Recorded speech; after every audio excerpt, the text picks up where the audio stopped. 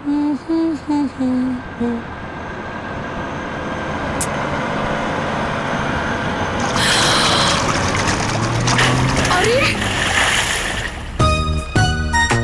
ए पागल!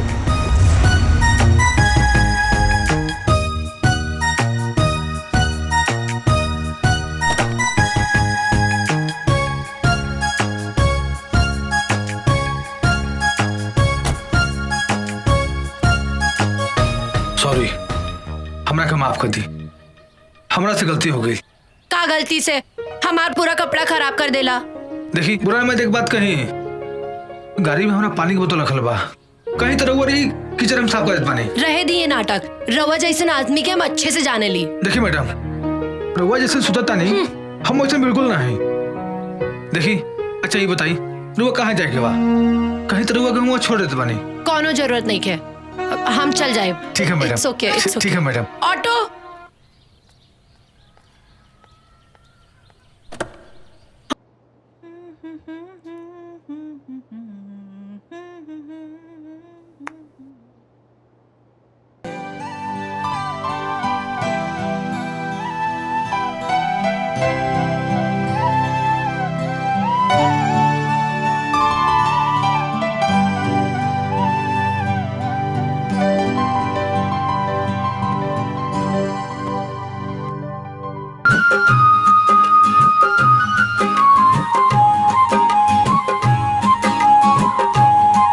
सच में ई गली के मासूम बच्चन से तो हम परेशान हो गए बानी।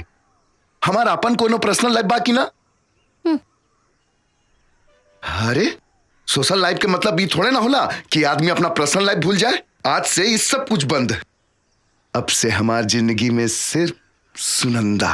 ओए जा रुक जा, सच कहा तारा, आज से सब कुछ बंद। अब से सुनंदा एवा तोहार खातिर इंतजार ना करी है। बिल्कुल मत करिया, हम तोहरा के इंतजार करे के मौका ही ना दे। पक्का वादा करता नहीं। अब तू ही बतावा, केहू अपना जिंदगी के, अपना खुशी के, अपना सच्चा प्यार के केहू इंतजार करवावे लगा। तोहार जिंदगी, प्यार, खुशी ई सब ऊ बेसहारा मासूम बच्चा बारे। हमार का, हम तो बटले बानी टाइम पास करे खातिर। ई कैसन बात करता रो सुनंदा? तू अपना प्यार के इतना छोटा बना देबू हम कबू ना सोचले रहनी। अरे तू हमरा खातिर टाइम पास ना बल्कि और ना तो का आशुतोष, हम इतना छिप छिप के तोरा से मिले खातिर आई नहीं। और तू? ठीक बा, आखिरी बार हमके माफ कर दा, सॉरी। लेकिन एक बात बतावा, ये लुक्का छिपी के खेल कब तक चली? सच कहीं तो प्यार में लुका छुपी के अलग है मजा हो खेला।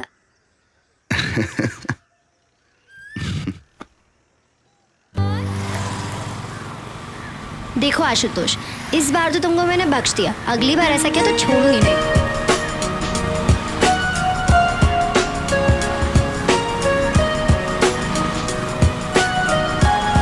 बस बस बस बस।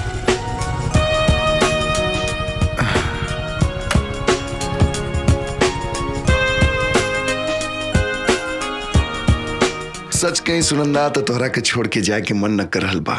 अच्छा? लेकिन हमार तो ऐसा कुछ मन न करल बा। तो कोनो ऐसा उपाय करा कि तोहार मन भी ऐसने करे। बड़ा मुश्किल में तोहार जान फंस गइल बा। प्यार करे कि इतना बड़ा सजा, बेचारा। हमार जान निकल रहल बा, तोहरा के मजाक सूझ रहल बा। हटा। सच में चल जाए बा? हाँ। कबो ना मिलवा? ऐसा तो हम ना कहनी। हम तो बल्कि ये कह रहल बानी कि हर समय हर पल हम तोहरे साथ रहल चाहता नहीं। कब तक ही छुप छुपा के मिलल जाए? तब बताओ, हम अपना अम्मा और बाबूजी के लेके तोहरा घरे कब आई? कोनो फायदा नहीं खे। काहे?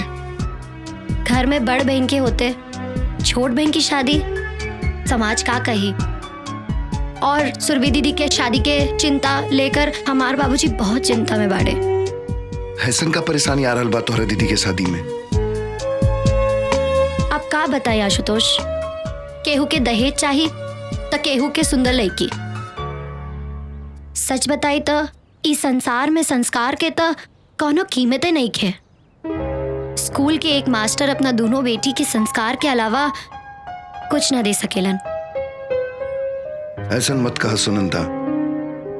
ई धरती पे कोनो कीमती चीज बा तो वह संस्कार। एगो इंसान के पहचान ओकर संस्कार से ही होखेला। अगर हम तुहार बात मान ली तो तू ही बतावा काहे सुरभि दीदी के शादी में इतना प्रॉब्लम्स आ रहल बा। दीदी के मन में एक डर बैठ गइल बा, बाबूजी के रात के नींद उड़ गइल, और माँ हमार अम्मा तो कुछ आपन बीमारी तो कुछ दीदी के शादी के चिंता से अंदर ही अंदर घुट रहल बानी। हम तोहार और तोहरे घर के परेशानी समझ रहल बानी। ऊपर वाला पे भरोसा रखा, सब ठीक हो जाए। अब चलो जल्दी से मुस्कुरा दा, न तो हमू दिन भर परेशान रहब। चला ठीक बा, हम चल रहल बानी। तू आपन ख्याल रखा। ठीक बा, कल परीक्षा के बाद जरूर मिलिया। जा, बाय बाय। बाय।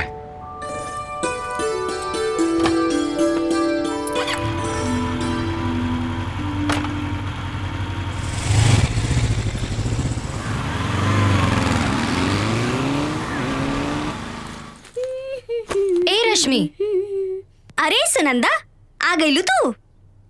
कब से हम तोहार राह देखत रहनी ना। ई सब का बा रश्मि? इतना लइकन के फोटो? हम तो आग बंद करके अपन जीवन साथी ढूंढ रहल बानी।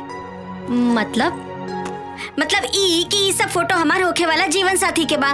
बस उंगली रख के हमके फाइनल करे के बा कि हम इनमें से केकरा के दुल्हन बनब। सच? बस उंगली रख के तोहार शादी फिक्स हो जाए? हाँ, काहे की केकरा में हिम्मत बा कि हमरे भाई के बात के मना करे। अब ई लोग हमार किस्मत थोड़े ना डिसाइड करी हैं। हम बताइब कि हम केकर दुल्हनिया बनब। अच्छा, ई सब छोड़ा, ई बतावा कि एमे से केकरा किस्मत हमारे साथे खराब होके वाला बा, बतावा। वाह रश्मि, भाग्य हो तो तोहरा जैसन। हमहू भगवान से प्रार्थना करब कि अगले जन्म में हमहू के कोनो बाहुबली के बहन या बेटी बनाए के भेज। पगली।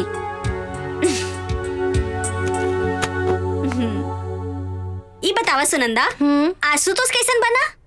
एकदम फर्स्ट क्लास। आपकी परीक्षा खत्म होके के बाद हम तीनों जने कहीं घूमे चलल जाई, खूब गुलछर्रे उड़ावल जाई। काल परीक्षा खत्म होके के बाद हम तो जाइब सबसे पहले अपन घरे। तू ही जाई हा आशुतोष के साथ गुलछर्रे उड़ाई। हाँ अच्छा, तो के जलन न हुई? अकेले जाइब ता? बिल्कुल ना हुई रश्मि मैडम। अच्छा, एक बार और सोच ले सुनंदा। तू सिर्फ आशुतोष के हमरे हवाले नहीं करत बाड़ू। अपनी जिंदगी, अपने जीवन साथी, अपनी खुशी सब कुछ हमरे हवाले करत बाड़ू, और कहीं हम लेके फुर हो जाए तो? फिलहाल हमरा से ज्यादा अफसोस तो इन बेचारन के हुई जौन तोहरा उम्मीद में ई बिस्तर पर पड़ल बाने। कहा मोहन, बाबूजी सही करल बनन का? भैया, बाबूजी के बात कहूँ गलत भइल बा का? अरे देखा बाबूजी, मोहन भी रहुए के तरफदारी करल बा। वो सब तो ठीक बा, काम कब संभल बा? मतलब हम समझनी ना बाबूजी। इतना बड़ा अपन कारोबार बा, अब हमरा से संभालब मुश्किल हो रहल बा। हम चाहत बानी ई जिम्मेदारी अब तू संभाल ले। जी बाबूजी, हम बहुत जल्दी ही संभाल ले, लेकिन हम कुछ दिन और अपन जिंदगी जियल चाहता नहीं। रउआ तो जानते बनी कि बस्ती के गरीब बेसहारा बच्चन के खुशी ही हमरा खातिर सब कुछ बा। हम कहाँ मना कर रहल बानी? हम तो तोहरा इ नेक काम में तोहरे साथ बानी। सच कही तो हमरा के तोहरा ऊपर बहुत गर्व बा। कितना नेक दिल हमार बेटा बा।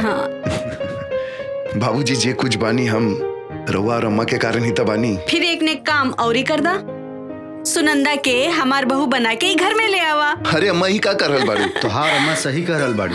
तोहरा के कोनो मुश्किल हो रहल बा, सुनंदा के अम्मा बाबू से हम बात कर ली। ना, ऐसा कोनो बात नहीं है बाबूजी।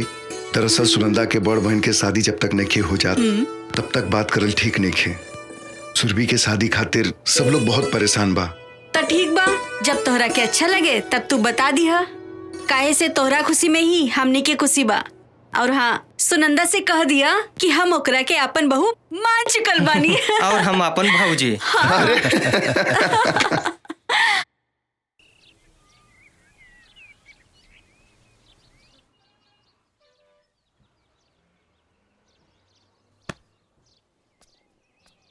हाँ गेलू, इतना देरी कहाँ रह गेल रहलू? अरे ऊ जौन बस्ती में तू बच्चा लोगन की मदद करता, हाँ वहाँ हम मिठाई बांट के आवतानी। अच्छा, तो हमार मुंह मीठा कैसे हुई?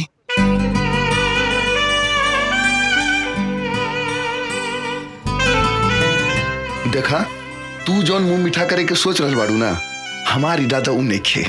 अच्छा, हम समझाई कि हम कहा समझ रहल बानी। देखा, जौन तू करल चाहता रू उ सब शादी के बाद होखेला।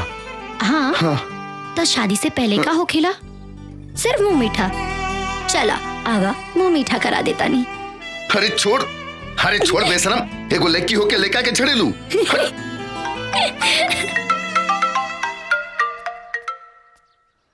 हाँ अम्मा, प्रणाम। खुश रह बिटिया, खुश रह। राउर तबीयत कैसन बा? अरे हमरे तबीयत का का बा बिटिया, बस एक बार सुरभि बिटिया के शादी तय हो जाए, हमरा के सब रोग से मुक्ति मिल जाई।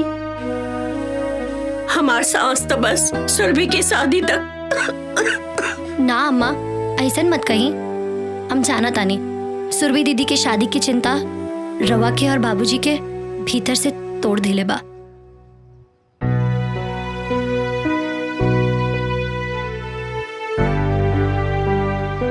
अच्छा सुना, आज ना सुरभि के देखे खातिर लड़का और उनकर अम्मा आ रहल बानी। सच? हाँ बिटिया, बहुत ही अच्छा परिवार बा, बहुत बड़ खानदान बाटे उन लोगन का। बस भगवान से प्रार्थना करा कि सुरभि के ई रिश्ता तय हो जाए बिटिया। रवा चिंता ना करी अम्मा, देखी हाँ इस बार सब बढ़िया हुई। लेकिन अब तो बहुत डर लागे लागल बा। इतना लड़का हमने सुरभि बिटिया के देख के नकार चुकल बाड़। ए अम्मा, बेटी के माँ बाप होके के मतलब ई थोड़े बा कि रवा हमेशा खुद के खोजते रही। पहले तो रोवल बंद करी, खुद के संभाली और स्वागत की तैयारी करी। हम शाम में फोन करब। ठीक बा बिटिया, ठीक बा।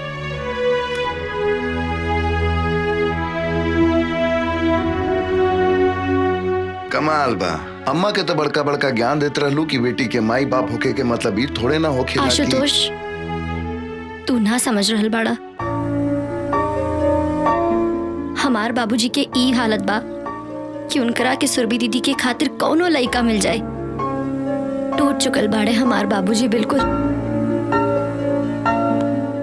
हे सुनंदा, अगर तू ऐसे हिम्मत हार जेबू तो कैसे काम चली? अच्छा सुना, अगर तुहार दीदी के रिश्ता तय हो गेल तो हमरा के का देबू? अरे हम सच कर रहल बानी, तुहार दीदी के रिश्ता तय हो जाई और ये आशुतोष के भविष्यवाणी बा। अब बतावा दक्षिणा में का मिली? अगर ऐसन हो गईल तो जौन मांगबा ऊ दे दे। पक्का? चला चला।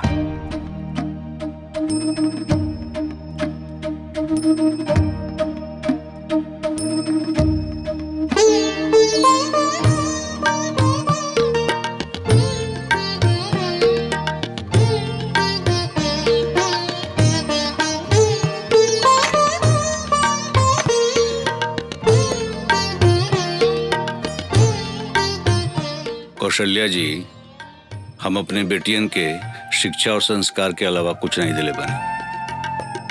एक स्कूल मास्टर एकरे अलावा और दे भी का सकेला। भाई साहब, शिक्षा और संस्कार सबसे बड़ा दौलत होखेला।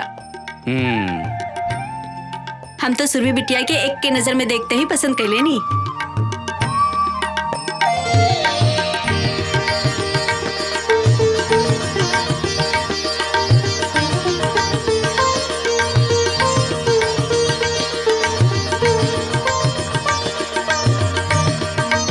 बहन जी, रहुआ हमरा सुरभि के बहू बना के ना हमने के नया जीवन देहले बानी।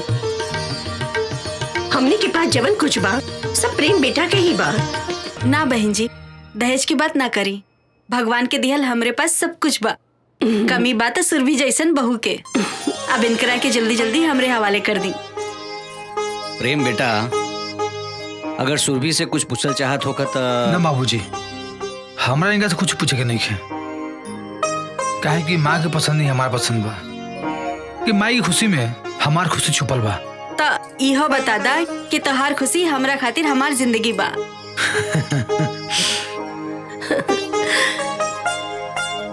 भाई साहब, प्रेम ही हमार सब कुछ बाड़े। हम इतना विश्वास दिला देता नहीं आपके कि सुरभि के हम बहू ना अपन बेटी बना के रखब, कोनो परेशानी ना होई। बहन जी, हमरा के पूरा विश्वास बा कि हमार सुरभि बिटिया रवा लोगन के कोनो तकलीफ ना होके दी है। अरे रवा लोग मुंह मीठा करी ना। मुंह मीठा करे के हक तो पहला लड़का और लड़की के बा। प्रेम बेटा, मुंह मीठा करावा सुरभि के। अरे माँ, रुआ भी ना। अरे शर्मावा मत, जमाने के हिसाब से हम कुछ चेंज हो गइल बानी। कराई मुंह मीठा कराई।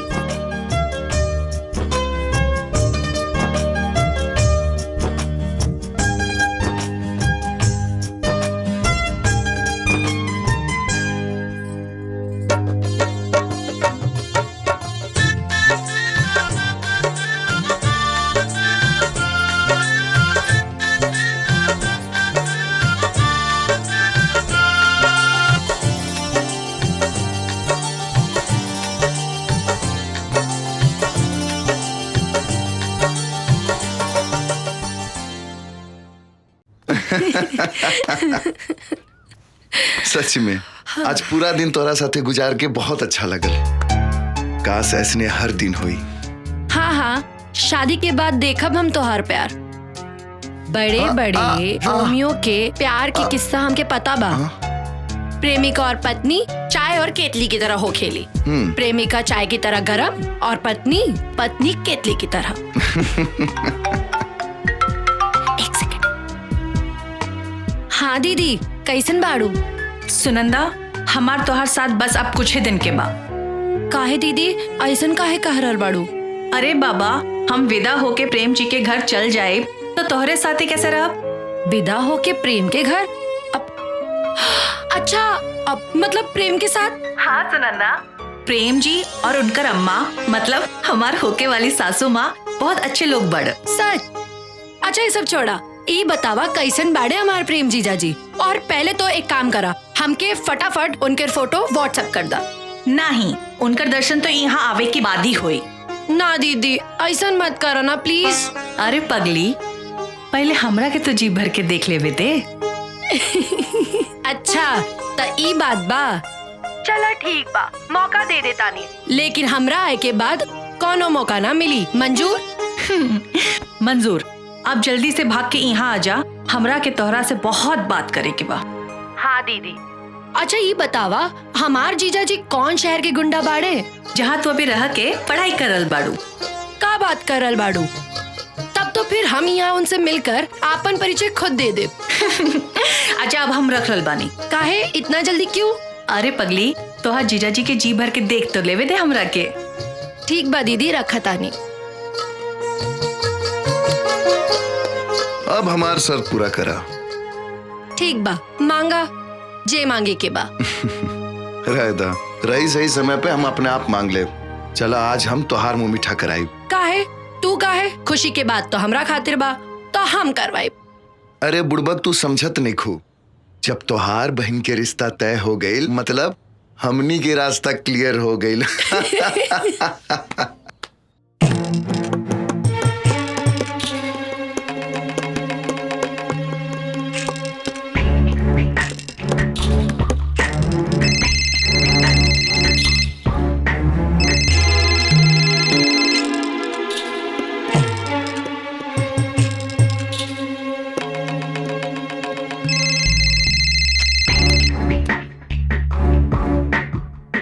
हेलो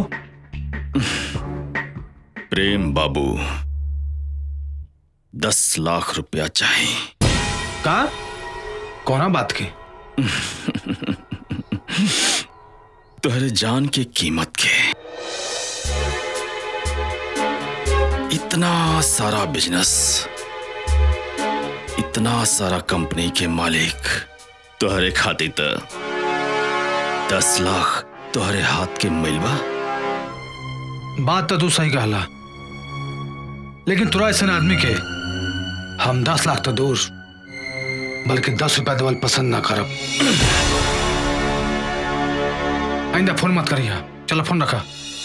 फोन तो हम रखते, लेकिन तोरा के एकर बहुत बड़ा कीमत चुकाओ के पड़ी। सुना, तू ये से भी पहले हमका फोन कर ले रहा, लेकिन का मिलल? हमारा फैसला आज भी वही बा।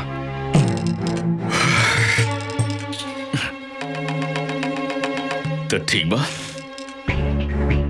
फोन हम काट देते नहीं और आगे समय पर ही छोड़ते नहीं। प्रेम बाबू,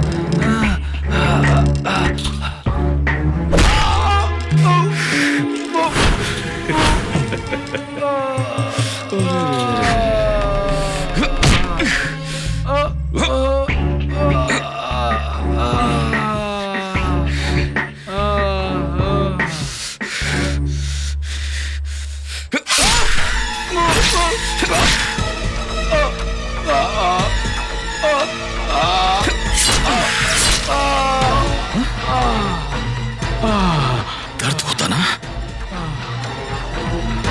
दर्द होता ना तुझे? प्रेम बाबू, इतना बड़ा बिजनेसमैन, 10 लाख रुपया तुझसे मांगला नहीं है, उल्टा हमारा खातिर फोन रख, फोन रख बोलते हमरा की।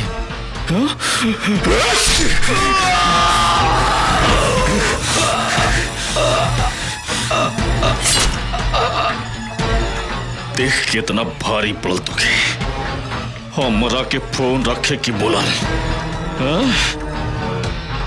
तुके कितना भारी पड़ल।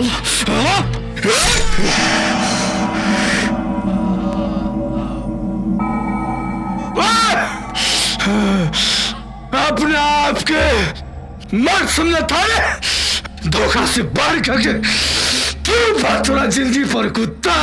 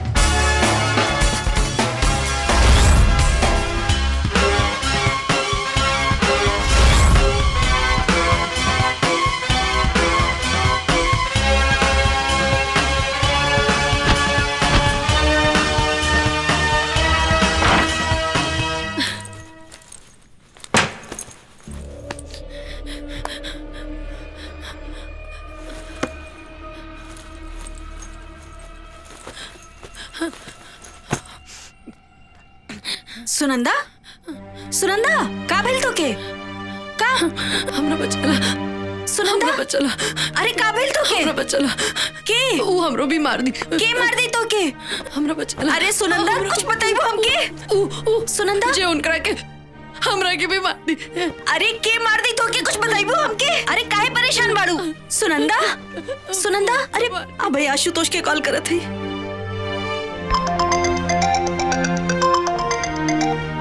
हाँ रश्मि बोला। हेलो आशुतोष कहाँ बाड़ा तू जल्दी से आजा सुनंदा बहुत परेशान बाड़ी तू जल्दी से आवा अच्छा ठीक बात तू घबरा मत हम जल्दी आवत नहीं। सुनंदा सुनंदा सुनंदा का भेल तो के बचाला हमरा के सुनंदा सुनंदा का भेल सुनंदा काहे घबरा रहल बाड़ू? हाँ का भेल बताबो। मार दी उजे सुबह हमरा पे कीचड़ फेंकलस कुछ कालस का हमरा आगे के सामने उनके रख के एक बदमाश मार दे और सबूत का मिटावे खातिर हमरो मार दी कुछ ना होई तोरा हम तोरा साथ बानी सुनंदा अपना आपके संभाला कुछ ना होई कुछ ना होई।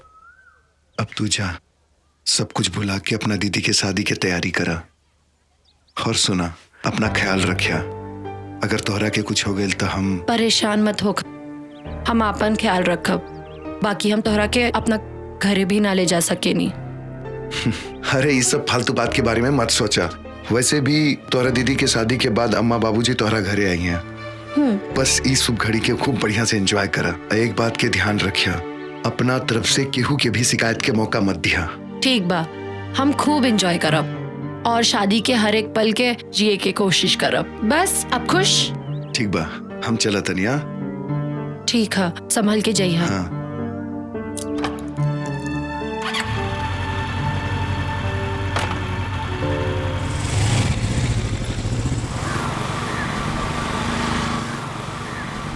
ठीक बा बाय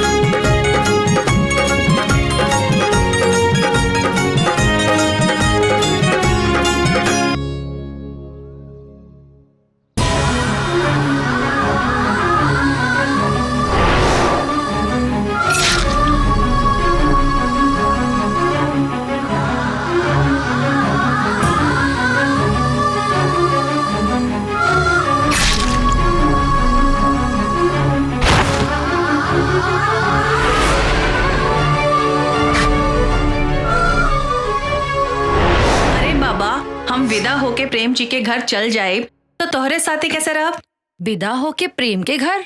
अब अच्छा, अब मतलब प्रेम के साथ? हाँ सुनंदा, प्रेम जी और उनकर अम्मा मतलब हमार होके वाली सासू माँ बहुत अच्छे लोग बड़।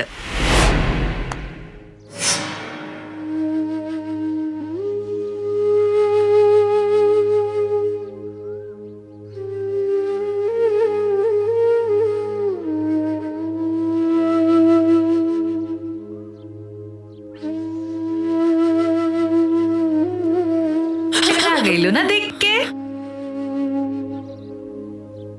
हाँ दीदी, हमके तो विश्वास नहीं के होत। कबो कबो तो हमरो विश्वास नहीं के होकर कि प्रेम जी जैसन। अच्छा बतावा, कैसे लगला तोहर जीजा जी? अब हम का बताई दीदी, हमरा तो कुछ समझ में नहीं के आवत। अब हम का कही? सच कही सुनंदा, प्रेम जी तो यहाँ से चल गई ना, बाकी हमार दिल भी साथ लेके चल गई ना।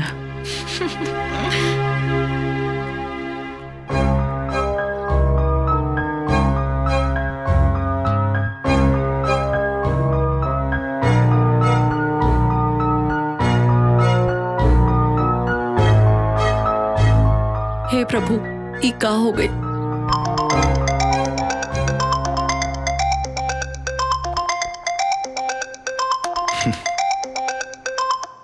हाँ सुनंदा बोला। तो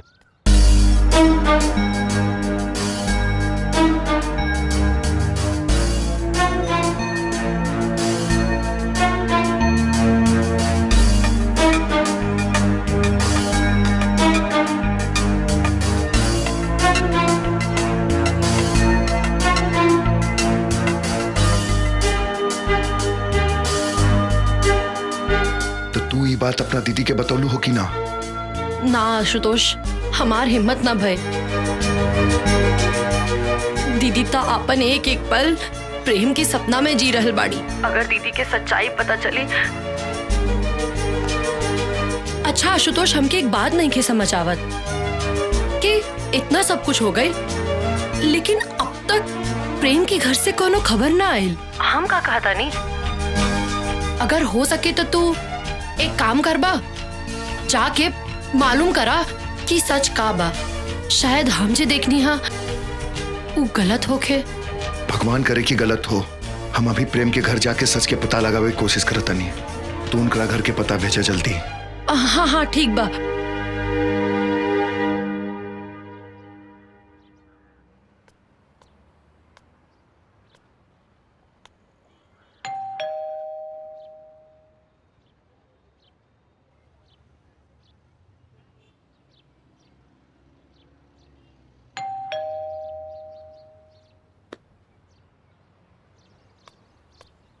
भाई एक मिनट। जी भैया। प्रेम बाबू के घर ये है ना? हाँ भैया ये बा। तो घर में केहू नहीं खे का? ना भैया, घर में केहू नहीं खे। कहाँ गए सब लोग? प्रेम के परिवार में उनके अम्मा के सिवा दूसर केहू नहीं खे भैया। तो अम्मा जी कहाँ बनी? इकलौता बेटा के मौत के उनकरा के इतना गहरा सदमा भइल की बेचारी एक बिस्तर पर सिमट के रह गईली। हॉस्पिटल में जिंदगी और मौत के बीच लड़ रहल बानी।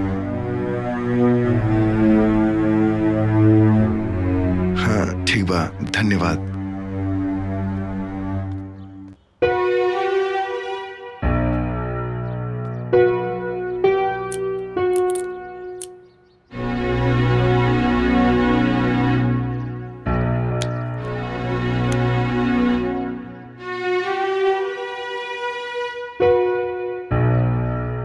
हेलो सुनंदा।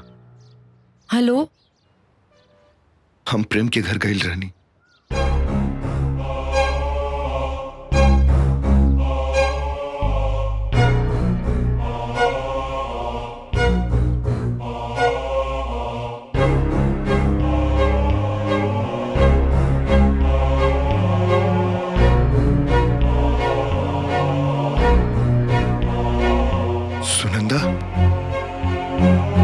सुनंदा।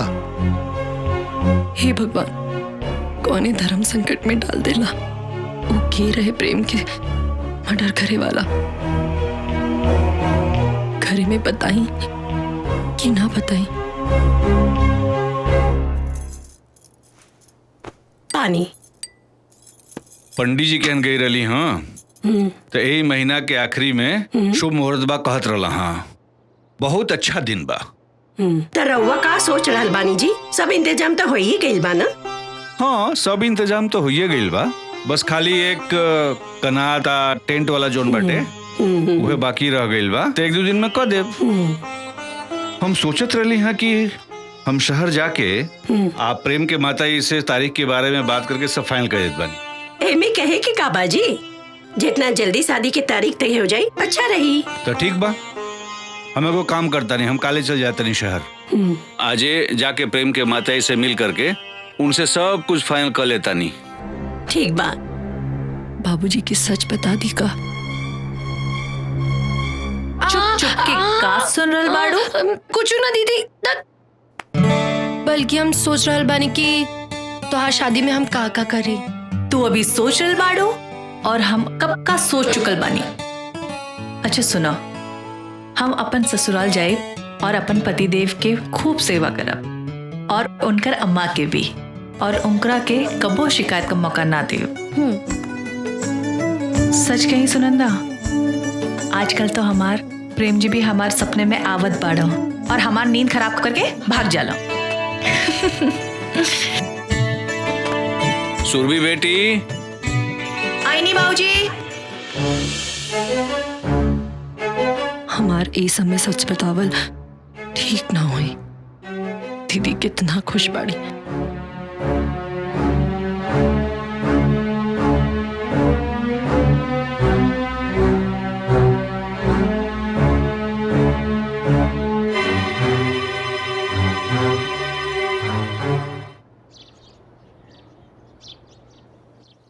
मालती, ए मालती, अरे तनी हम जाता नहीं प्रेम के हैं, तनी सब शादी के बात वार सब तनी तय करके आ जाई। लेकिन रउआ दही शक्कर खा के जाए। अच्छा दही खा के निकला शुभ होकेला। चला खा लेता नहीं।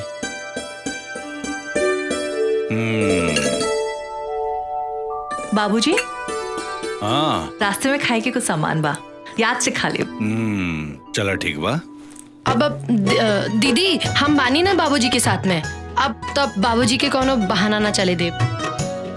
बाबूजी हमके कॉलेज में कुछ काम बा, तो हम सोचनी है रौरा साथे चल के हम अपन भी काम निपटा ले और इहे बहाने अपना होके वाले जीजू से भी परिचय ले ले। ई बात बा। मालती देखा, अब तो और कुल टेंशन खत्म हो गई ना। चलो सुनंदा, चल जाओ, चला चला।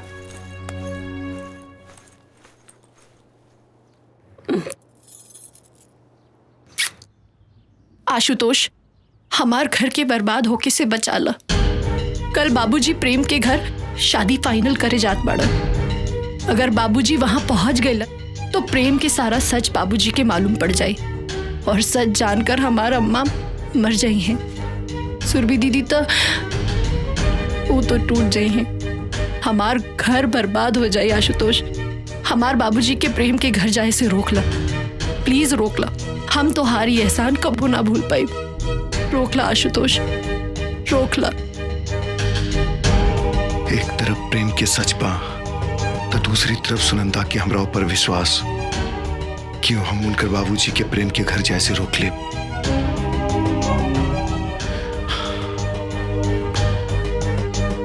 हम उनकर घर बर्बाद हुए से रोक ले, लेकिन कैसे? कैसे?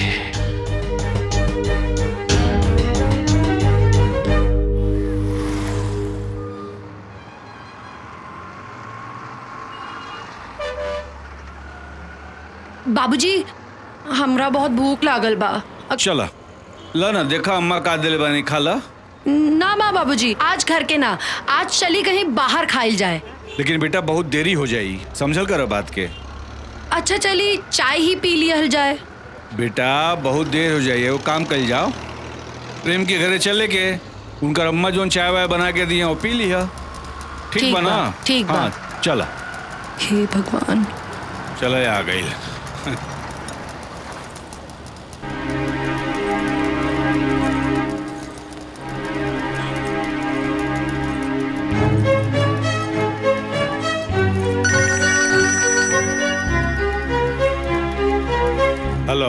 बाबूजी प्रणाम। हम प्रेम बोल रहल बानी। प्रणाम प्रणाम प्रणाम। खुश रह बेटा, खुश रह। बाबूजी हम और अम्मा कुल देवता की पूजा करे खातिर गांव आइल बानी। अच्छा, हम तो बेटा तोरे घरे आए रही हैं, तोरा घर के सामने खड़ा बानी। वो शादी का तारीख तय करे करल है ना। अरे तो बाबूजी रोवा खुद कर ली ना, हम अम्मा के बता दे। लेकिन बेटा हम चाहत रही कि तोरे अम्मा से एक बार। अरे बाबूजी अम्मा बुरा ना मानिए, बल्कि वो खुद कहत रहनी है कि अपना खुद के मुताबिक शादी की तारीख तय कर ली। ठीक बा बेटा, तो हम शादी का तैयारी शुरू कर देता नहीं। ठीक बा ना, गलती हमरे से हो गई। हमके बाद जौन तो फोन का के आवे के चाहत रहला। अरे कोनो बात ना बाबूजी, अपन ख्याल रखिया। प्रणाम। खुश रह बेटा, खुश रह।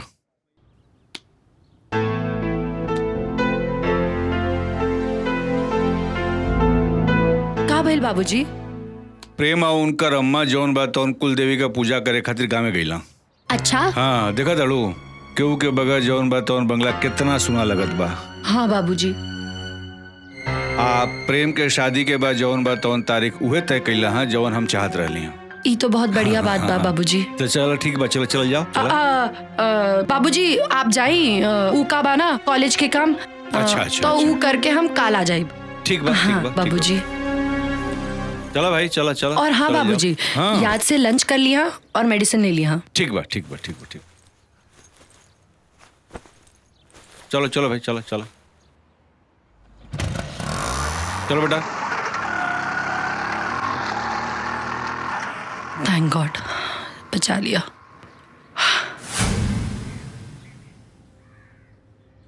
हाँ, हमरा के माफ करता सुनंदा। प्रेम बन के कॉल करे के अलावा हमरा पास दूसर कोनो रास्ता ना रहे। आशुतोष, तोहारी ई एहसान हम अपन जिंदगी भर ना भुला पाए। आज तू हमरा घर के बर्बाद होके से बचा लीला।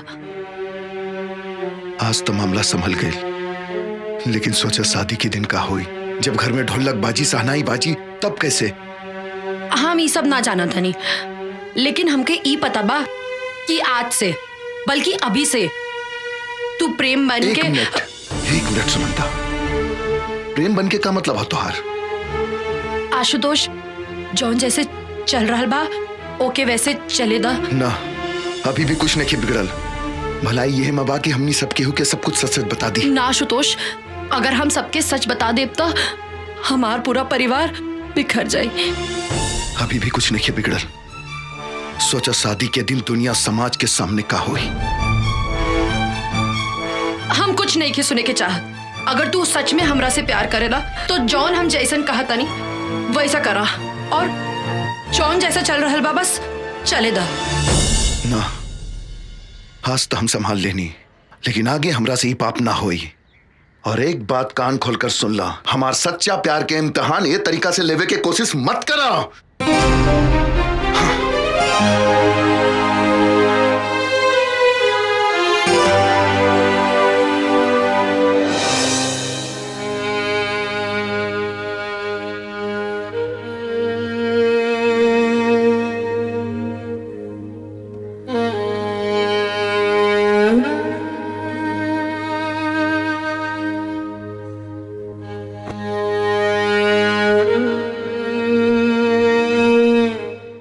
ये साड़ी तोरे पे बहुत सुंदर लगी। और हाँ, ससुराल में जाइए ना तो केहू कुछ बोली जवाब मत दिए। हाँ? पहले पहल सब बोलेला, बाद में सब ठीक हो जाला। बाबूजी, हम पानी लेके आवता है। ए बेटी यही ले ले जा। जी अम्मा। रख दिए।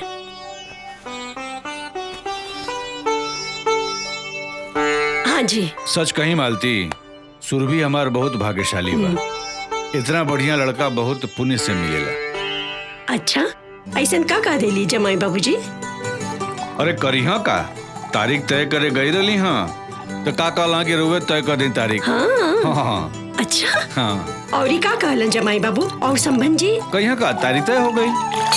सुरभि, का भइल बिटिया? कुछ नहीं अम्मा, आ रहल बानी। अच्छा, और ही कुछ ना बोले नहीं है संबंध जी? अरे समधन जी से मुलाकात हुई तब न कुछ कही। हाँ। रवा जमाई बापू घरे गई तरह ली ना। बाबूजी पानी पी ले दो, सब कुछ इत्मीनान से हम बताओ तनी।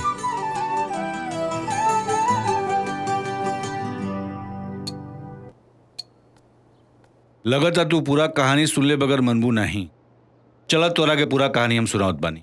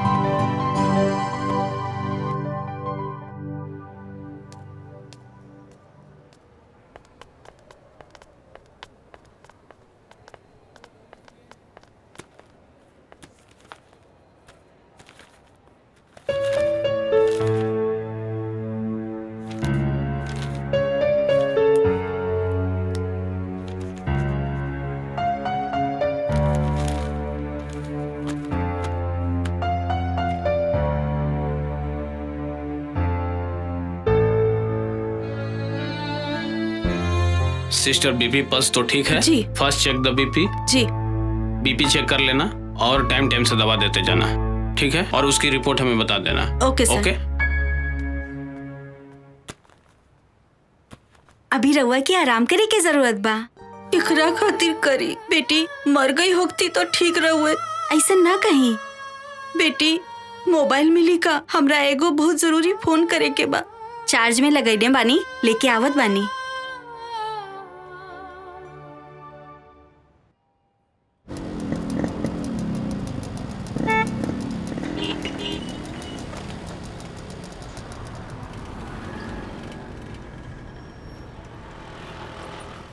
गुप्ता जी 25 तारीख के हमारे सुरभि बिटिया का शादी बा, लेकिन एक दिन पहले हमारे दरवाजा पर शहनाई बजे के चाहिए। मास्टर साहब आप चिंता ना करी, सुरभि हमारे बहन के समान बाड़ी। हम ऐसा इंतजाम करब कि लोग देखत रह जाइए। एक मिनट रुक जाए। हेलो, कौशल्या बोला तानी। नमस्कार समधिन जी। कैसन समधिन? केकर समधिन? तहार मनहूस बेटी के कदम पड़ते ही हमार बेटा के खा गईली।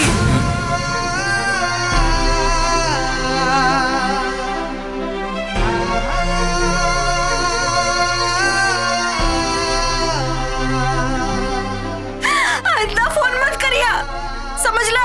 हमार तोहार कोनो रिश्ता नहीं खे।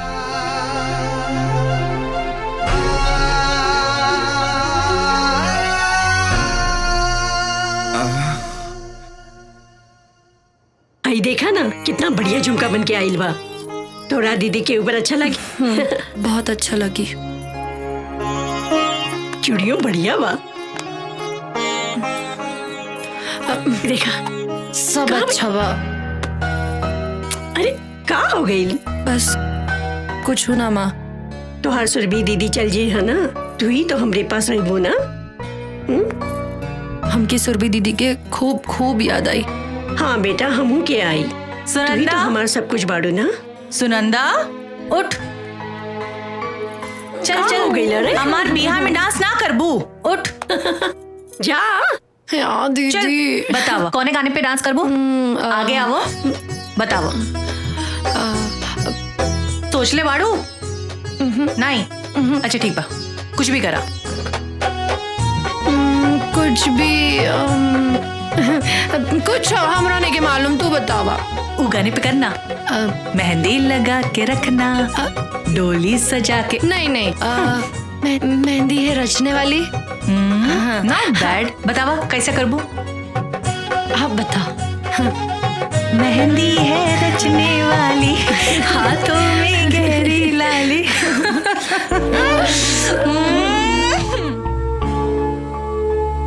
अरे नहीं नहीं, सुनंदा सुनंदा सुनंदा, रुक रुक रुक रुक। अरे अरे भगवान सुनंदा, तो चीचू काका करिए। बदतमीजी नहीं नहीं नहीं नहीं नहीं। अरे अरे अरे ए दीदी। हाँ इला प्रेम जीजू के फोन आइल बा। उनका फोन?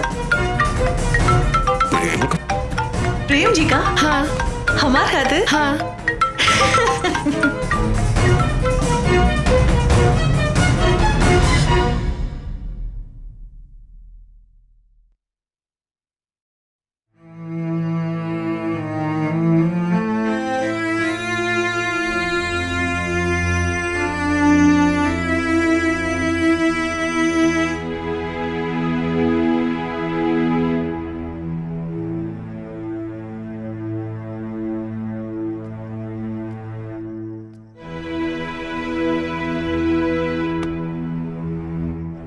बाबूजी आप हम तोहरा से कुछ बात के चाहत रही।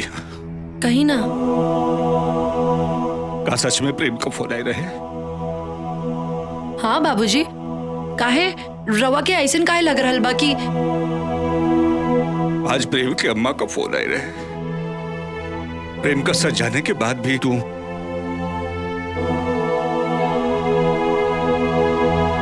हमकी माफ करती बाबूजी, लेकिन हम का करती?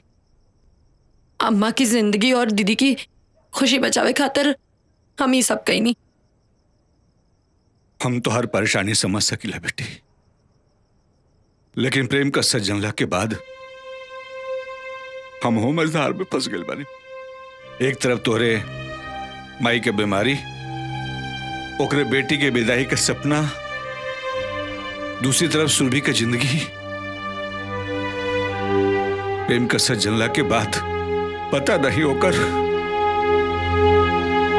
ये सब कैसे हो गए बेटी। ए बाबूजी, रवाई कमजोर पड़ जाए तो अब हमने दोनों के मिलके अम्मा और दीदी के संभाले के पड़ी। वो तो सच में बेटी, लेकिन ब्याह में हम प्रेम कहां से लाए? अब ये सब बाबूजी ईश्वर पे छोड़ दी। उहे हमनी के मझधार में फसैले बाड़े, अब उही हमनी के पार भी लगई है। और जन प्रेम का फोन आई रहे बाबूजी, वो हमरे कहे पर आशुतोष प्रेम बन के कॉल कैले रहने। हम उनका से मिलल चाह बेटी। जी बाबूजी, जैसा ना कहें। ठीक बा।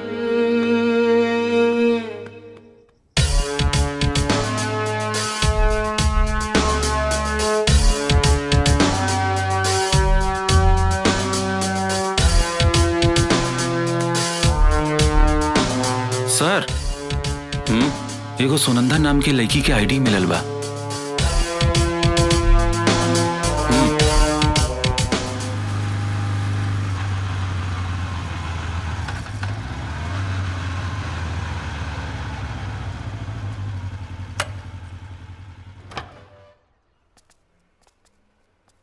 हाय आशुतोष, ये हमार बाबूजी। हाँ प्रणाम बाबूजी। खुश रहा बेटा, खुश रहा।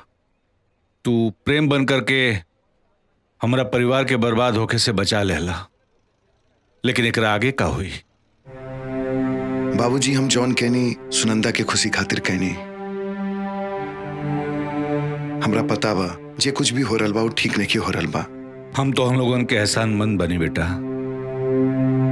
तो हम लोगन अपन खुशी के दाव पर लगाकर मालती और सुरभि के खुशी देवे के कोशिश करत बड़ा। एक बाप अपना एक बेटी का खुशी छीन करके दूसरा बेटी के कैसे। लेकिन बाबूजी,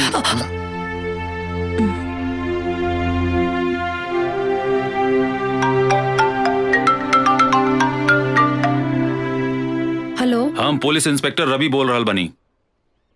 प्रेम वर्मा मर्डर केस में रउआ से कुछ जानकारी लेवे के बा। प्रेम मर्डर केस?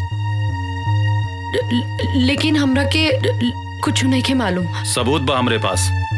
पूरा छानबीन के बाद हम रउआ के फोन कर रहल बनी। घटना के टाइम रउआ होई जा रहनी, ये बात सही बा कि ना? हाँ, लेकिन हम घबराए के कोनो जरूरत नहीं खे। हम कहनी ना, पूरा छानबीन करे के बाद हम रउआ के फोन कईनी। बस हमरा के कातिल के बारे में रउआ से कुछ जानकारी लेवे के बा। अगर रउआ यहाँ आ जाए तो ठीक बा, ना तो हमरा के राउर घरे आवे के पड़ी। ना ना, हम आ जाए। ठीक बा। बाबूजी, हाँ, एकरा से पहले कि पुलिस यहाँ आ जाए और सबके सामने आ जाए, हमरा के जाए के पड़ी पुलिस स्टेशन। लेकिन बेटा बाबूजी रउआ तनिको चिंता ना करी, हम बानी इनकरा साथे, इनकरा के कुछ ना होई। सुनंदा तू चला। हाँ, आओ। बाय पापा।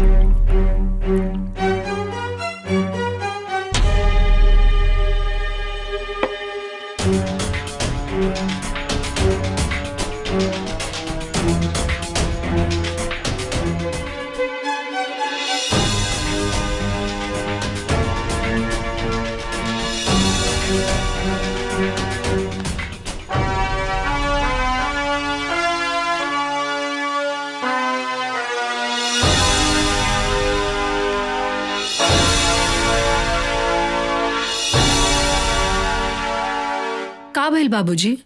रवा बहुत परेशान लग रहल बानी। अरे प्रेम का दोस्त आयल बानो शादी में मदद करे खातिर। का? प्रेम के दोस्त? हाँ। लेकिन प्रेम था, और ई कौन प्रेम के दोस्त है? कहीं आशुतोष तो नहीं भेजले बाना? अरे ना बाबूजी, आशुतोष तो हमरा साथे रहे। ए बाबूजी, और रवा तो जाना तानी, आशुतोष कुछ ऐसन करी तो हमरा के बताइए जरूर। रवा टेंशन न ली, हम जाके देखा तानी, ठीक बा?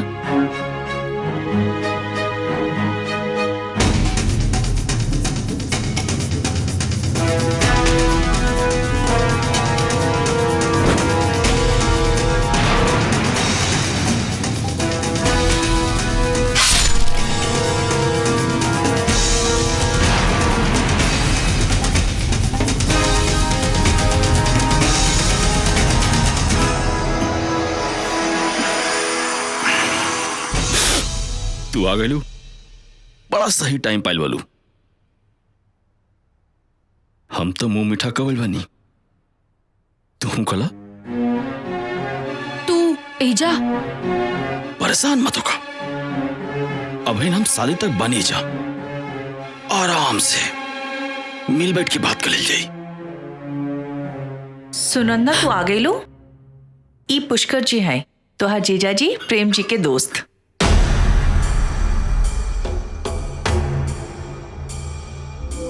तोहार जीजा जी इंकरा के स्पेशली हमनी के मदद करने खातिर भेजले बाना।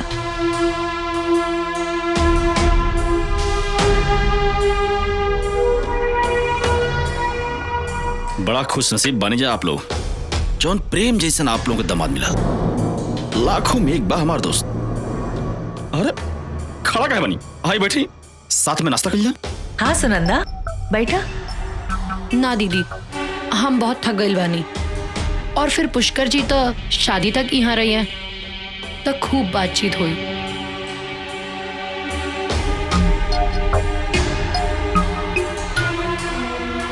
ले ही जी।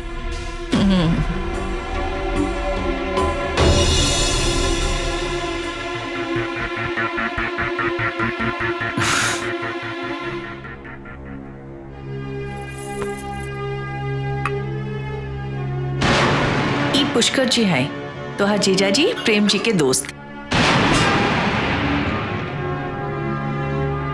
अरे सुनंदा बिटिया, पुष्कर जी से का बात भइल है? हाँ माँ, खूब बात भइल।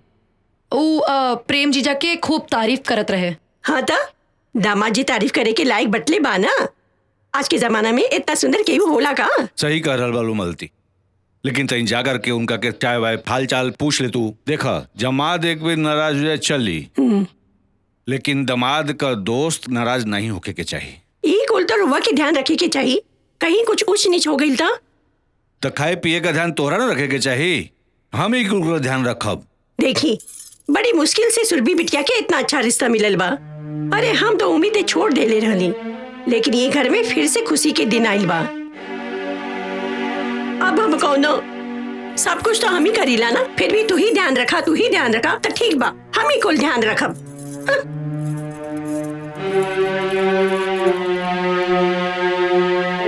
ए बेटी, मिलर उनका से के बना?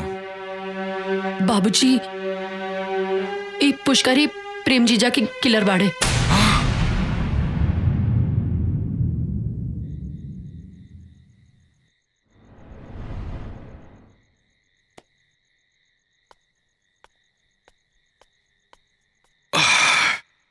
अकेले कहाँ बैठे बालू? यहाँ आवे के पीछे तोहार मकसद का बा? प्यासा कुएं के पास क्यों जाता है? मतलब? हमरा सब कुछ पता बा। देखा ना, तुहार अम्मा बाबूजी शादी का सपना देखा था लो, और तुहार बहन सुरभि तो सब ख्वाब बुन रहा बिया। हमरा समझ में नहीं आवत, वो प्रेम खाती हाँ? जौनी प्रेम के मार दिले बनी, वो प्रेम से शादी करे खाती। परेशान बानी हम। मुंह बंद करा अपन। मुंह बंद करी? बंद कर ले। तू हमारे साथ था? यहाँ से जाए खातिर का कीमत लेबा? इज्जत से जाए खातिर?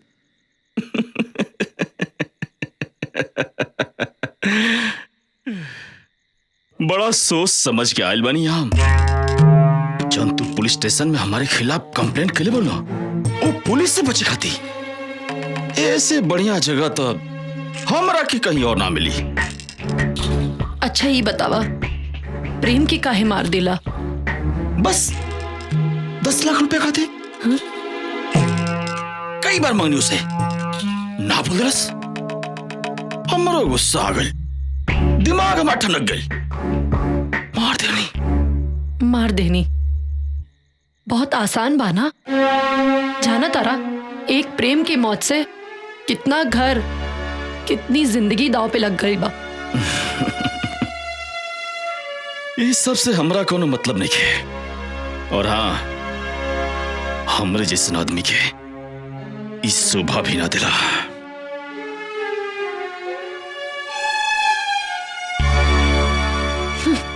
बास्टर्ड।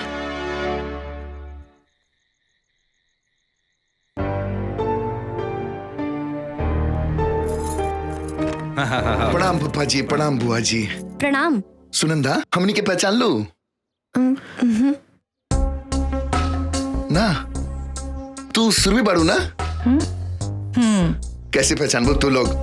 देखा बुआ जी भी हमनी के नहीं पहचाना का बुआ जी? अरे ये रवि हुआ, रवि।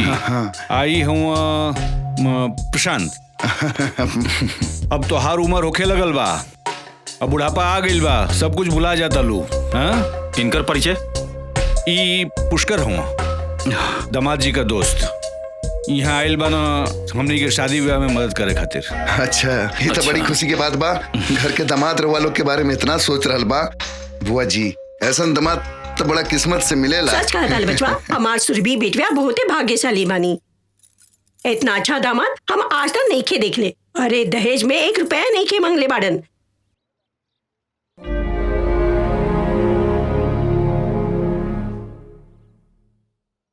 अरे सुरभि बिटिया, ये हम लोग के चाय वाय पिएबू? हैं? जा तन चाय वाय लेकर के आवा। जी बाबूजी। खाली चाय से काम ना चली, अरे कुछ नाश्ता वास्ता भी बना देल जाए। हाँ बुआ जी, बहुत कस के भूख लागल बा। ठीक बा बचवा, तू लोग जा बेटा, हमने की कुल बना के लेके आओ तानी जा। चलो बेटा। जी, बढ़िया बनई है।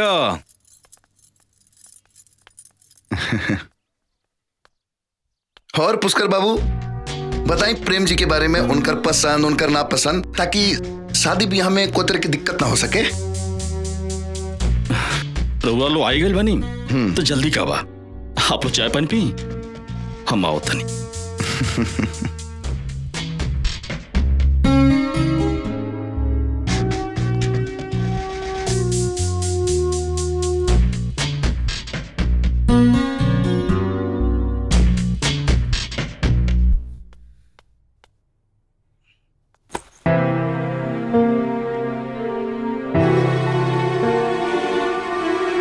अचानक ही दो रिश्तेदार आधा मकना, इस सचमुच रिश्तेदार हवा या सुनंदा का कोनो चाल बाटे।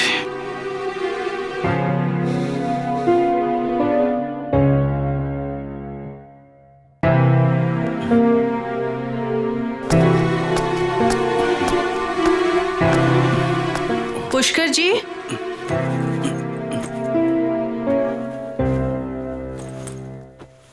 ई का आपन सामान पैक करल बानी? सुरभि हम जाता नहीं, तोहरे यहाँ रिश्तेदार लोग आइल बाटे, यही से हमार रहल यहाँ ठीक नहीं है। अरे नहीं, प्रेम जी स्पेशली रउआ के ई काम खातिर भेजले बानी ना। सुरभि तू टेंशन मतलब, प्रेम के हम समझा ले, और अब यहाँ हमार रुकल ठीक नहीं है। कोनो बात जरूर बा, केहू कुछ कहलस का?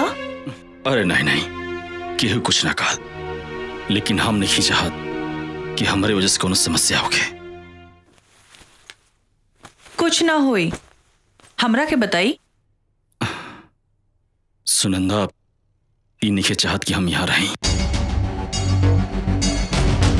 सुनंदा, सुनंदा। हाँ दीदी आई। पुष्कर जी के का कहलू? हम कुछ ना कहनी। हाँ। और इनकर यहाँ रहले से तोहरा का प्रॉब्लम बा? हम कुछ ना सुनब, माफी मांगा उनकरा से। कितना मुश्किल से हमार नसीब में ई दिन देखे के मिलल बा, और तू घर आए मेहमान से ऐसा व्यवहार कइल जाला। अगर पुष्कर जी यहाँ से चल गए ना तो हम तोहरा के कबो माफ ना करब।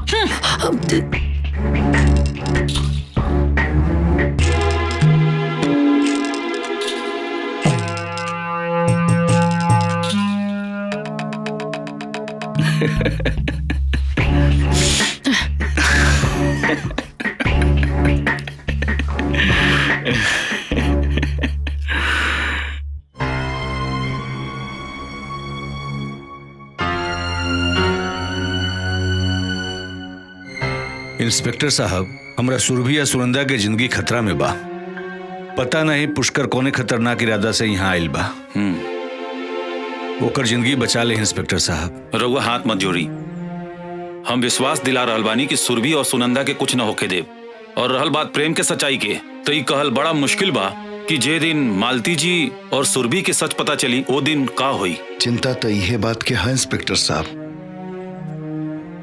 बार बार कोनो अनहोनी के आशंका हमनी के सच बतावे से रोक रहल बा। लेकिन कब तक आशुतोष? एक ना एक दिन मालती जी और सुरभि के पता तो चलबे न करी। लगता कि हमनी के अभी पुष्कर के ऊपर फोकस करे के चाहिए। एक तरफ सुनंदा के जान खतरा में है और दूसर तरफ सुरभि। सबूत मिटावे खातिर सुनंदा के जान भी ले सकेला। ना आशुतोष, हमारा रहते ऐसा ना होई। हम मानता इंस्पेक्टर साहब, लेकिन जानता नहीं वो पुष्कर जौन बा तो सुरभि के सुनंदा के खिलाफ भड़का रहल बा। दोनों बहन के बीच में दीवार खड़ा कर रहल बा। त करे दी, ओकरा के अपना मकसद में कामयाब होके दी और दोनों बहन के दुश्मनी उनकरा के उलझा के रखी, बुझली? और उनकरा के ऐसा लगे के चाहिए कि वो अपने मकसद में कामयाब हो रहल बने। लेकिन इस सबसे हमनी का फायदा होई आशुतोष? उनकर ध्यान सुनंदा और सुरभि के बीच दीवार खड़ा करे में लागल रही और हमनी के उनकरा खिलाफ जाल बिछावे में लागल रहा। बाकी एकर खबर उनकरा के ना चले। तो इंस्पेक्टर साहब, आप ये बताइए आपका आगे का प्लानिंग बा? पुलिस के टीम टेंट वाला और हलवाई बन के कबो एजा आ सकेला। बस रउआ लोग के बड़ा इत्मीनान और कायदे से काम लेवे के पड़ी उनकरा से, और पुष्कर के शक न होके। ठीक बा, जैसन रउआ चाहता नहीं वैसने होई। गुड। ली चाय पी। का रउआ भी वजीर बादशाह में उलझा रहेला? वजीर बादशाह में ना उलझल रहिला, हम अपना बेटा आशुतोष के बारे में उलझल रहिला। तो हमरा के बता दी, हम ओकरा से मौका देख के उलझल रहा। हमरा के मालूम बा कि हमारा चाल पे वो कौन चाल चली है, हमारा कौन बात पे वो तकरार करी है। ई शतरंज के बिसात पर मोहरा ना, ई हमार आशुतोष बाणे। हमरा के तो हमेशा सुनंदा के माँ बाबूजी के चिंता लागल रहेला। बेटी का बाप इतना मजबूर रहेला। तू गलत कह रहल बाड़ू शांति। सदानंद जी से हम मिलल नहीं खे, लेकिन उनकरा बारे में हमरा के मालूम बा। बिटियन के पाल पोस के बड़ा करे वाला बाप कभी कमजोर नहीं हो सकेला। सच कहीं कमजोर हमनी के बानी जा। अपने बेटा के बारे में सोचत रहेली, बेटी के पाल पोस के बड़ा करब, ओकरा शादी बियाह करे का सौभाग्य सब कर के नहीं मिले। सच कह रहल बानी रउआ, कन्यादान के सौभाग्य किस्मत वाले माँ बाप के मिलेला।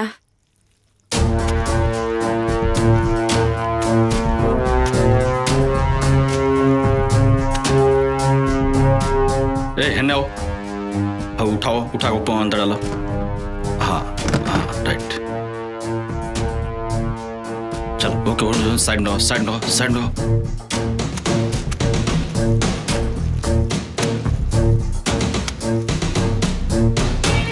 हाँ ऊपर ऊपर बनाओ के मजबूत करो।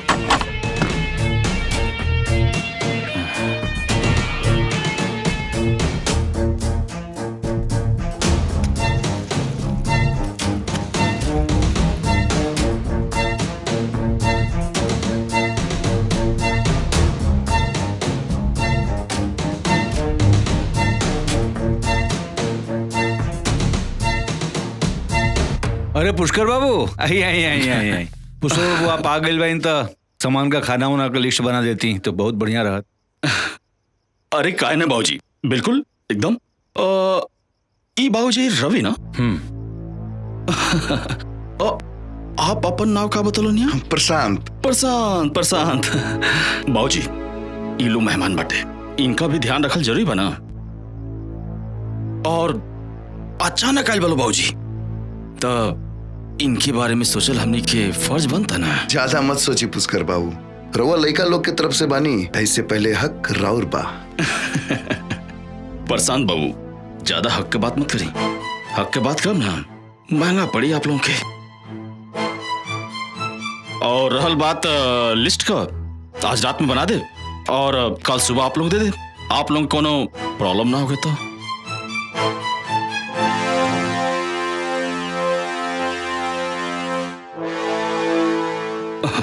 अरे इतना सोचले का बात बा, आप लोग कहीं तो अब लिस्ट बना दी।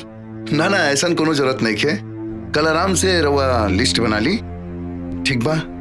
अरे भाई, ये लिस्ट बनावे के चक्कर में हमरा के मत फंसावा जा, तो हम लोगों को जवन इच्छा हो के तवन करत जा। सही कहते हैं बाबूजी, आप चलिए आराम करिए।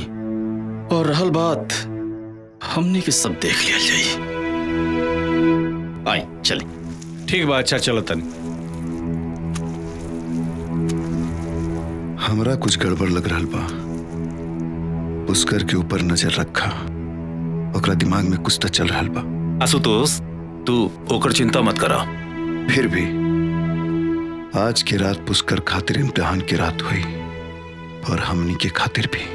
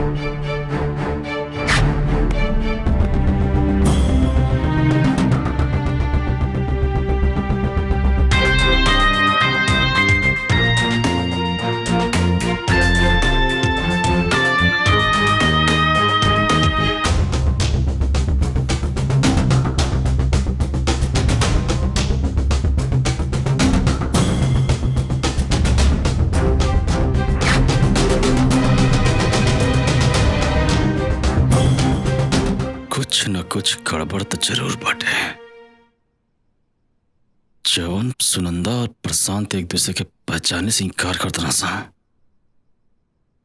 अब चोरी चोरी चुपके चुपके बात करता सा।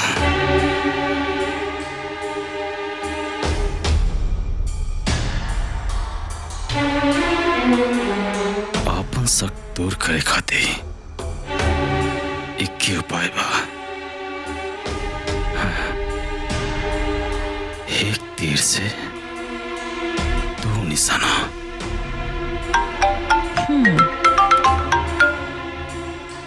हेलो। आप? हाँ सुरभि, हम पुष्कर बोलते नहीं। जी पुष्कर जी, बोली। अरे जौन आपका प्रेम बा ना, वो आपसे मिले आइल बा। का प्रेम यहाँ हमरा से मिले आए बानी? अरे वो बड़ा नासमझ बा प्रेम, हम समझो नहीं हो। कहा जाने कौन जादू आप कर दिले बानी। जादू तो वो हमरा ऊपर कर दिले बाना। देखा ना कमाले बा, यहाँ तू बेकरार बालू और वहां ऊ ससुरा बेकरार बा। सॉरी, तोहरे प्रेम के हम ससुरा कहनिया तो के बुरा तो ना लागल है ना? ससुरा कहे के हक रहुआ के बा, लेकिन हमार तय काम करा, तू फटाक से जा, चल के उससे मिलके खुदे बात कर लिया। कहवा?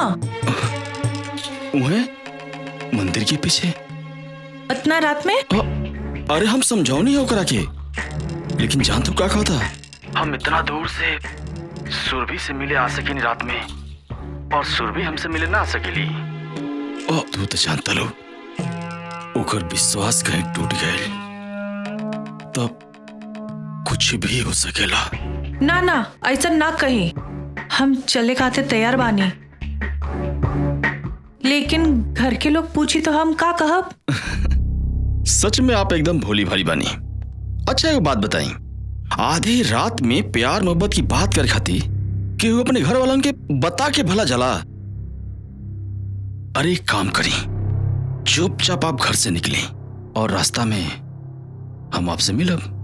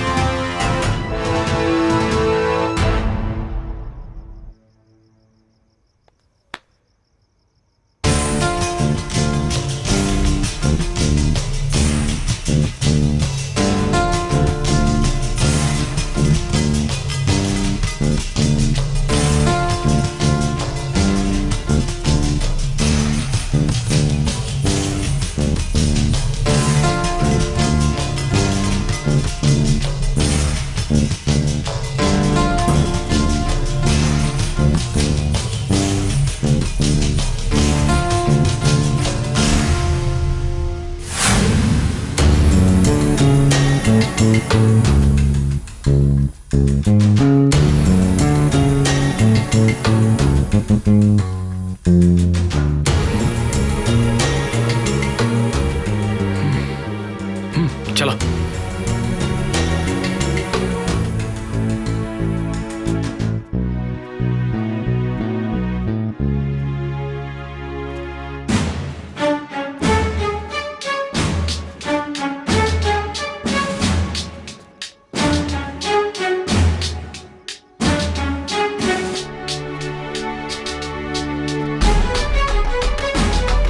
इधर आओ।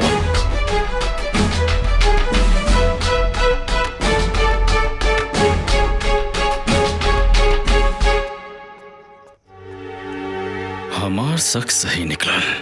पुलिस वाले यहाँ रिश्तेदारी कौन निभा निकाल, ये सब सुनंदा का चाल बटे। का सोचल बानी पुष्कर जी? और वो रवि के साथ है? कोई और हमरा के देख ले ही तो बहुत बदनामी हो जाई। चली लौट चली। घबरा मत, हमरा तो लगता है सब सुनंदा कौन कौन चाल बटे तो क्यों देखल नहीं के चाहत। हमरा के ऐसा लगता जब हम घर से बाहर निकलत रहनी तो वो हमरा के देख लेलस। सही कतल तू। सच बताई तो तुहार शादी होखत वो देखा लिखे चाहत। कल हम ओकरा से ये बात करे। ठीक बा, आओ चलो।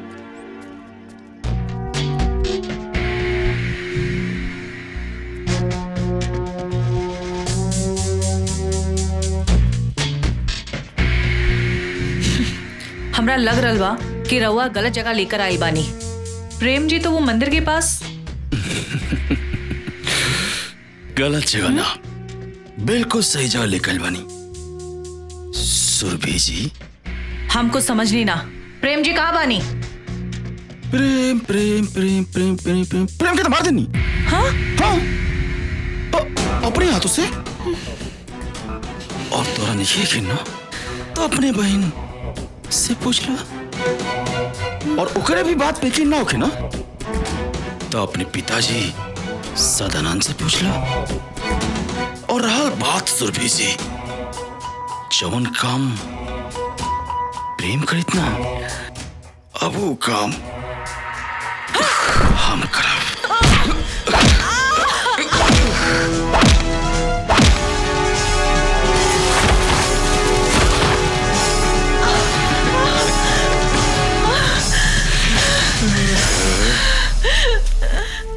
कहाँ भाग के जेबू सुरभि?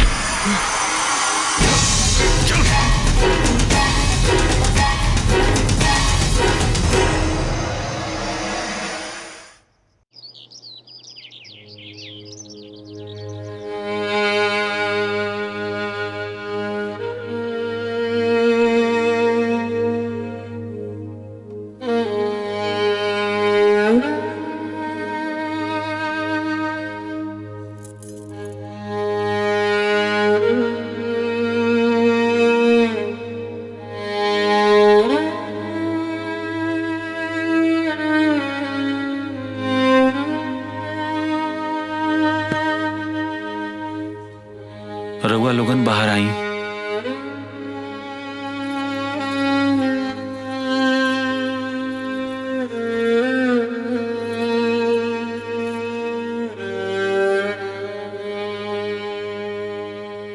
सुरभि के कोनो बात के सदमा लगल बा। सदमा?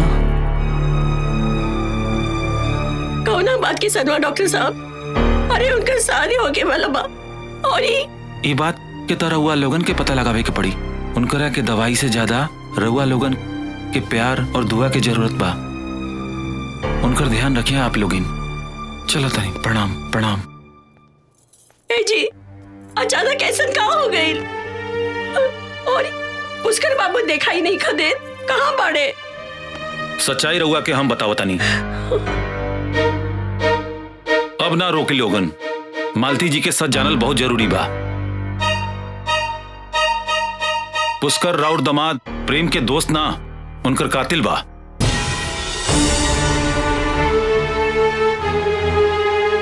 राउर दमाद प्रेम तो मर चुकल बाणे। अम्मा, मालती, संभाल अपना के, संभाल अपना के। मालती, संभाल अपना के। मालती, संभाल अपना के। संभाला, संभाला। बाकी मालती जी रउआ चिंता ना करी। अगर रउआ लोग चाहो तो सुरभि के शादी जरूर होई। हम करब सुरभि से शादी।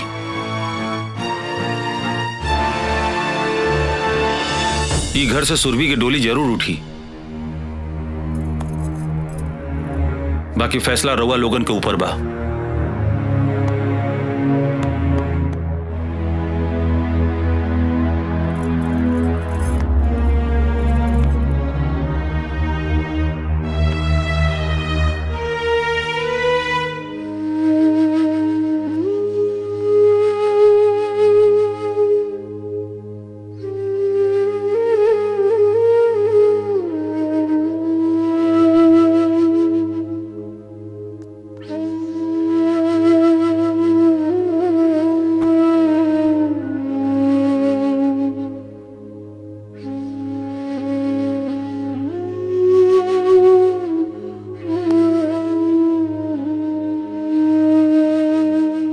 हमरे दीदी के हाथ में मेहंदी कितना सुंदर लागी ना। मेहंदी खूब सजी।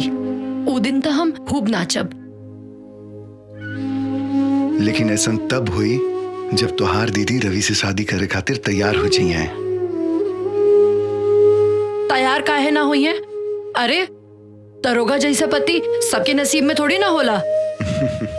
और वैसे भी रवि और सुरभि दीदी की जोड़ी खूब सजी है ना आशुतोष? बिल्कुल खूब सजी। लेकिन तब जब सुरभि चाहिए। कुछ बोला ना दीदी। हम समझा तानी कि रवा प्रेम के अपना दिलो दिमाग में बसा चुकल बानी। लेकिन इस सच्चाई बा कि प्रेम अब इस दुनिया में नहीं खे और होनी के टाल सकेला। बोला ना दीदी। रवि एगो अच्छा लड़का बा सुरभि। कम से कम अपना अम्मा बाबूजी के बारे में सोचा। रवि के स्वीकार करला, यह में घर के भलाई है। जा यहाँ से।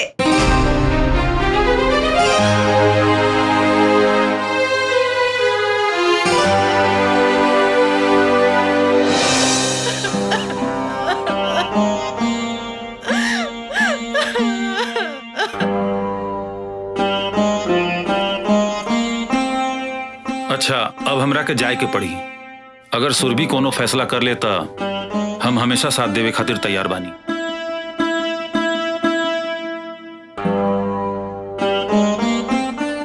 बेटा तुम्हारी एहसान हम जिंदगी भर ना भूल पाए। अरे ना बाबूजी, रघुआ ऐसा मत बोली। जिंदगी के कुछ फैसला तो ऊपर वाला ही करेला। लेकिन बेटा हमरा सुरभि के डोली जरूर विदा हुई। अगर सुरभि, अच्छा हम चलत बानी।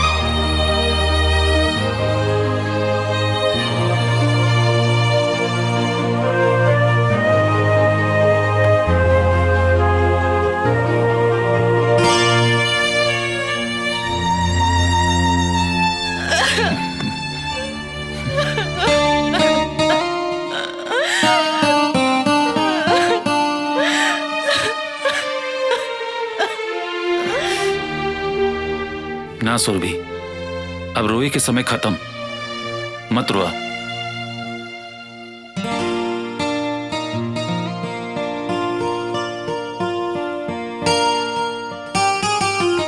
ये आशुतोष बाड़े। अरे सुनंदा के अब तोहरा के जितना आशीर्वाद देवे का बानू इनकरा के दा। काहे के जाना ताड़ू, तोरा घर के खुशी, तुम्हारी इज्जत और सुनंदा के प्यार और हमरे जिंदगी में नई खुशी सब इनकर देन बा। हम तो हर आसान कैसे हम जे कुछ भी कहनी सुनंदा के प्यार और खुशी खातिर कहनी। एक बहन के दूसरा बहन खातिर प्यार और त्याग देखकर इस समझ में आ गेल की धरती पर सबसे खूबसूरत कुछ बा तो प्यार के डोर बा। एक इंसान के भीतर दूसरा इंसान खातिर अपनापन महसूस करावेला। तो सुनंदा के प्यार के खातिर एगो काम और कर दी।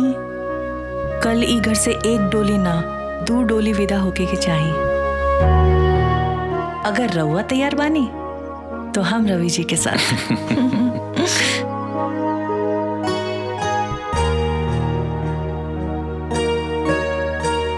अरे मान जा आशुतोष, तोहरे साथे हमरो कल्याण हो जाई। का करी सोचब का सोचबू।